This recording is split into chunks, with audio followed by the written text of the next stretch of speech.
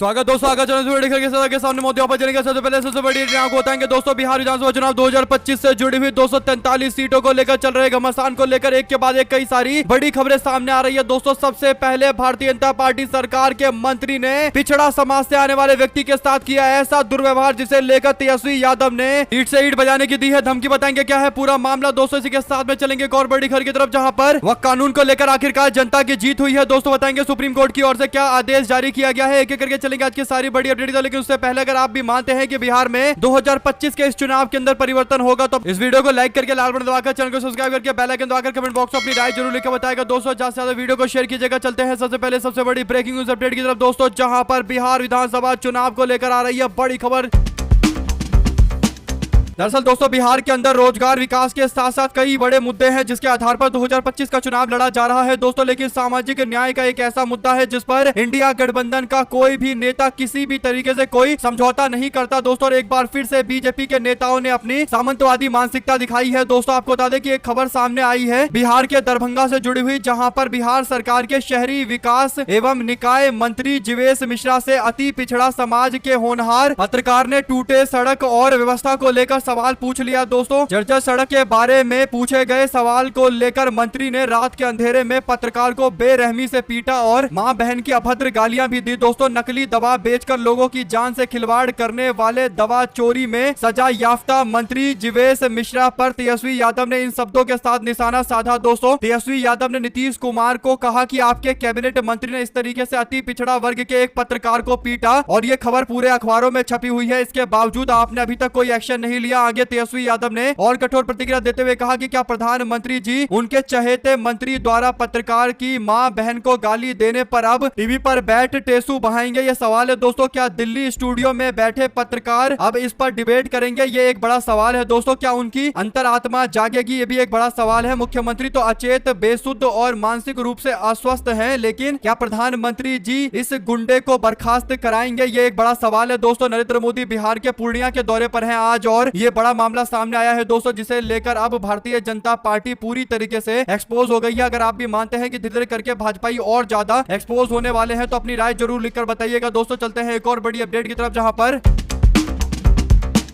वक्फ कानून पर supreme court ने 3 सबसे विवादित प्रावधानों पर रोक लगाई है दोस्तों। पहला प्रावधान यह है कि वक्फ बाय यूजर को रद्द करने का फैसला लिया गया है, यानी कई सारे ऐसे वक्फ की प्रॉपर्टियां हैं दोस्तों जिसका इस्तेमाल लोगों के हित के लिए किया जा रहा है, चाहे कब्रिस्तान हो या फिर मस्जिदें हो, जिसको वक्फ बाय यूज के तहत वक्फ की प्रॉपर्टी माना जाता है। लेकिन मोदी सरकार जो वक्फ कानून लेकर आई थी दोस्तों, उसमें इन सारे डॉक्यूमेंट का, यानी जितने भी वक्फ बाय यूज प्रॉपर्टी है, चाहे कब्रिस्तान हो या मस्जिदें हो या फिर मजारे हो, वहां पर क्या उनके पेपर उनके पास हैं, इस तरीके से वेरिफिकेशन बोलने के लिए करने के लिए बोला गया था दोस्तों। और कानून के तहत कहीं ना कहीं कलेक्टर ये डिसाइड करता कि क्या वो प्रॉपर्टी वक्फ की है या नहीं है, बिना पेपर के क्या वो वक्फ की प्रॉपर्टी है जो वक्फ बाय यूज होता है। तो अब पूरी तरीके से कलेक्टर के पावर पर रोक लगा दी गई है दोस्तों। और बड़े लंबे समय से वक्फ की प्रॉपर्टी को चलाते आ रहे लोगों को राहत मिली है दोस्तों। उनको कोई डॉक्यूमेंट कलेक्टर को नहीं दिखाना पड़ेगा। ये एक बड़ा फैसला लिया गया है। दूसरा बड़ा फैसला है कि जो बोर्ड है, वक्फ का बोर्ड बनेगा दोस्तों, उसमें जो सीईओ होगा, यानी जो मेन बंदा होगा, वो मुस्लिम समाज का होना चाहिए। उसके लिए अनिवार्य कंडीशन कर दी गई है, यानी मुस्लिम समुदाय का व्यक्ति ही वक्फ बोर्ड का सीईओ हो सकता है। यानी इससे पहले गैर मुस्लिम को भी सीईओ बनाने की इजाजत दी गई थी दोस्तों। राज्य के अंदर जो वक्फ बोर्ड बनेगा उसमें 3 से ज्यादा सदस्य किसी और धर्म के नहीं हो सकते, यानी नॉन मुस्लिम केवल 3 तक हो सकते हैं, 3 से कम ही रहेंगे। और सेंट्रल बोर्ड में 4 से ज्यादा सदस्य किसी और धर्म के नहीं हो सकते, यानी किसी और धर्म के लोगों के ऊपर भी लिमिट लगाई गई है दोस्तों। अगर आप भी मानते हैं कि यह सही फैसला है। और जो तीसरी मांग थी दोस्तों, उसको भी कोर्ट ने इजाजत दे दी है। तीसरी मांग थी कि 5 साल से मुस्लिम होने पर ही वक्फ प्रॉपर्टी वाली शर्त जो है उसको हटा दिया गया है, यानी कोई व्यक्ति वक्फ की प्रॉपर्टी का इस्तेमाल या तू कहिए कि उसको मैनेज करने का अधिकारी तभी था अगर उसने 5 साल पहले इस्लाम कबूल किया हो, यानी 5 साल से ज्यादा का समय हो, तभी जाकर प्रॉपर्टी को मैनेज करने का अधिकार दिया गया था दोस्तों, जिसे कोर्ट ने रोक लगाते हुए 5 साल से मुस्लिम होने पर प्रॉपर्टी वक्फ करने की शर्त को हटा दिया है। यानी ये एक अच्छी खबर है दोस्तों। कुल मिलाकर मुस्लिम समाज के लोगों के लिए सुप्रीम कोर्ट की ओर से आदेश आया है। अगर आप भी मानते हैं कि बड़ी लंबी लड़ाई के बाद आखिरकार कोर्ट ने मुस्लिम समाज के हित में कुछ निर्णय लिए हैं, तो अपनी राय जरूर लिखकर बताएगा दोस्तों। अगर आप भी मानते हैं कि सारे वकीलों ने पूरी ताकत का इस्तेमाल किया तब जाकर ये नतीजे आए हैं तो लिखकर जरूर बताएगा। वैसे भी बीजेपी की सरकार कानून पहले लेकर आती है, उसके बाद या तो कानून वापस ले लेती है दोस्तों, वरना कोर्ट से उस कानून को ही पूरी तरीके से निष्क्रिय कर दिया जाता है, यानी खत्म कर दिया जाता है। अगर आप भी मानते हैं कि यह भाजपा सरकार के काम करने के तरीके से पता चलता है कि सरकार चलाने को लेकर इन लोगों के पास कोई एक्सपीरियंस नहीं है, पहले कानून लेकर आते हैं, उसके बाद इनको लगता है कि कानून पास करा लेंगे लोकसभा से, तब भी बिल देश की जनता स्वीकार कर लेगी, लेकिन जब कोर्ट में पहुंचता है मामला दोस्तों तो फिर कोर्ट फटकार लगा देती है। अगर आप भी मानते हैं कि यह भाजपा सरकार की बड़ी हार है तो अपनी राय जरूर लिख के बताएगा दोस्तों। ज्यादा से ज्यादा वीडियो को शेयर कीजिएगा। चलते हैं एक और बड़ी अपडेट की तरफ, जहां पर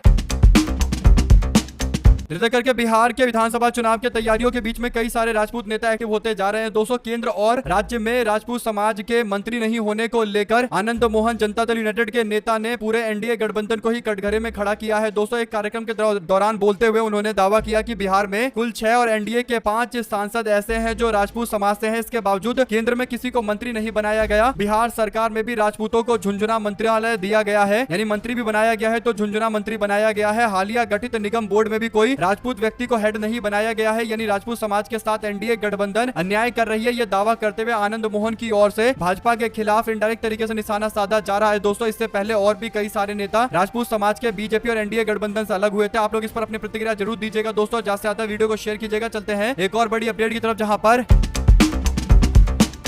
बीजेपी के नेता सह सांसद संजय जायसवाल ने जनसुराज पार्टी के सूत्रधार प्रशांत किशोर पर लगाए आरोपों का कड़ा जवाब देते हुए उन पर निशाना साधा है दोस्तों। जायसवाल ने कहा कि जो पेट्रोल पंप मेरे ऊपर दिखाया जा रहा है वह मेरे नहीं बल्कि मेरे रिश्तेदार का है। उन्होंने आरोप लगाया कि विपक्ष के नेता उनके सहयोगी समय समय पर निजी जीवन और पुराने किस्सों को आधार बनाकर प्रचार करते रहते हैं। जायसवाल की ओर से आगे कहा गया कि एक पुरानी अफवाह का जिक्र करता हूं मैं भी। उन्होंने कहा कि प्रशांत किशोर का जब जन्म हुआ था तब प्रशांत किशोर के जन्म के साथ ही नर्स की अंगूठी चोरी हो गई थी, और मैंने भी इस तरीके की पुरानी अफवाहों को सुना है तो मैंने भी सोचा कि आप लोगों को बता देता हूं। यह सब मैंने कभी उनसे नहीं पूछा है, यानी दोस्तों वो भी दावा कर रहे हैं कि अफवाह फैला रहे हैं प्रशांत किशोर। इसीलिए उन्होंने भी एक अफवाह वाली बात बताई है कि प्रशांत किशोर का जन्म होते ही नर्स की अंगूठी चोरी हो गई थी दोस्तों। अगर आप लोग भी मानते हैं कि कहीं ना कहीं बिहार की राजनीति में इस तरीके की बयानबाजी अभी 2025 के चुनाव में और ज्यादा देखने को मिलेगी तो अपनी राय जरूर लिखकर बताएगा दोस्तों। ज्यादा से ज्यादा वीडियो को शेयर कीजिएगा ताकि पल पल की पूरी अपडेट आप लोगों तक लगातार इससे जुड़े भी पहुंचाते रहे। अगर आप भी मानते हैं कि बिहार के अंदर इस बार सारी पार्टियों को मिलकर एनडीए गठबंधन को हराने का काम करना चाहिए और जनसुराज पार्टी के लोगों को इंडिया गठबंधन के खिलाफ उल्टा बोलने से ज्यादा बीजेपी वालों को निशाने पर लेना चाहिए, भाजपा को एक्सपोज करना चाहिए, तो अपनी राय जरूर लिखकर बताएगा दोस्तों। जिस तरीके से नीतीश कुमार की सरकार बिहार में चल रही है, कहीं ना कहीं नीतीश कुमार जबरदस्त तरीके से कटघरे में खड़े हैं दोस्तों। नीतीश कुमार को लेकर सवाल पूछे जा रहे हैं और संजय जायसवाल के पीछे पड़े हैं प्रशांत किशोर। इस तरीके से राष्ट्रीय जनता दल के नेता तेजस्वी यादव भी जीवेश मिश्रा के इस्तीफे की मांग कर रहे हैं दोस्तों। तो सबके सब मिलकर एनडीए गठबंधन वालों को एक्सपोज करने में लगे हुए हैं। अगर आप भी मानते हैं कि विपक्ष की सारी पार्टियों को एकजुट होकर काम करना चाहिए तो अपनी राय जरूर लिखकर बताइएगा दोस्तों। ज्यादा से ज्यादा वीडियो को शेयर कीजिएगा ताकि पल पल की पूरी अपडेट आप लोगों तक लगातार इसी तरीके से पहुंचती रहे दोस्तों। चलते हैं एक और बड़ी अपडेट की तरफ, जहां पर कांग्रेस पार्टी के नेता मल्लिकार्जुन खड़गे ने 130वें संवैधानिक संशोधन संबंधित विधेयक को लेकर केंद्र की मोदी सरकार पर निशाना साधा। खड़गे ने दावा किया कि 130वें संशोधन संबंधित विधेयक के पीछे असली खेल की मंशा हो सकती है, क्योंकि यदि किसी मुख्यमंत्री को 30 दिनों तक जेल में रखा गया तो उसको पोस्ट से हटा दिया जाएगा। ये जो साजिश रची जा रही है कहीं ना कहीं इंडिया गठबंधन के जो मुख्यमंत्री हैं उनको टारगेट करने के लिए, और ये तो सबको पता है दोस्तों। और खड़गे की ओर से इस मामले को लेकर कहीं ना कहीं संकेत भी दिया जा रहा है कि अब इंडिया गठबंधन दरवाजा कोर्ट का खटखटाएगी, क्योंकि बिल को पास करवा दिया गया दोस्तों। जब इंडिया गठबंधन के लोग एसआईआर का विरोध कर रहे थे उसी बीच में ये बवाल किया गया और बिल को पार्लियामेंट से पास करवा दिया गया बिना किसी को पूछे जाने। आप लोग इस पर क्या अपनी राय देना चाहते हैं लिखेगा जरूर दोस्तों, और ज्यादा से ज्यादा वीडियो को शेयर कीजिएगा ताकि पल पल की पूरी अपडेट आप लोगों तक लगातार इसी तरीके से पहुंचती रहे। हमारे साथ जुड़े दोस्तों का बहुत बहुत धन्यवाद। देख रहे थे आप। जय हिंद, जय भारत। ज्यादा से ज्यादा वीडियो को शेयर कीजिए। बहुत धन्यवाद।